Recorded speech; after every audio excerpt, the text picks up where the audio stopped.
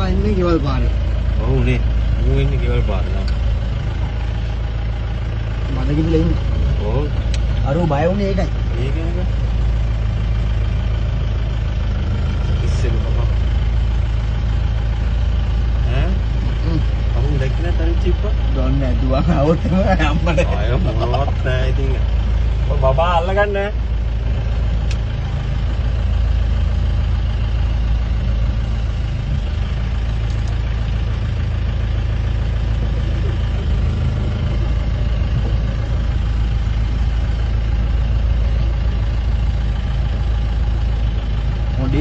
පස් පොලේ ගෑවෙන අලියෙක් ඈ. පොලේ ගෑවෙන බහණ්ඩේ ආයේ.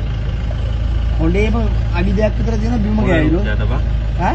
මම එකපාරට ගෝමරකම් මේ මේක දැක්කේ ඔය ඉතලා. මම දැක්කේ නෑ නේ ළඟට ගම. මම දැක්කේ එකපාරට නිකන් මට හිතා ගන්න බැහැ නේද?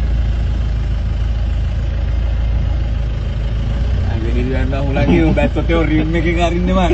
ඈ?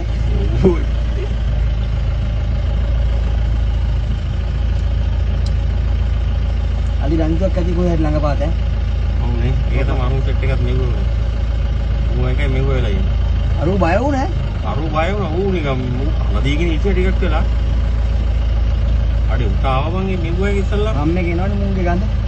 ඌ ඒකට කන්න මම මොකද මේ සත්‍යක් කරන්න තියන්නේ කියන්නේ.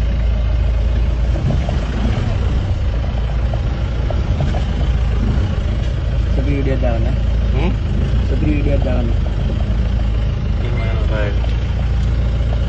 වතුර වලට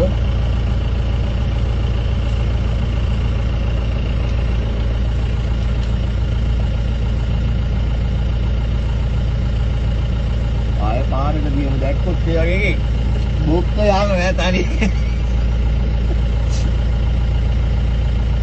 දැන් බලන්න විතරනේ. හරියි දන්නේ.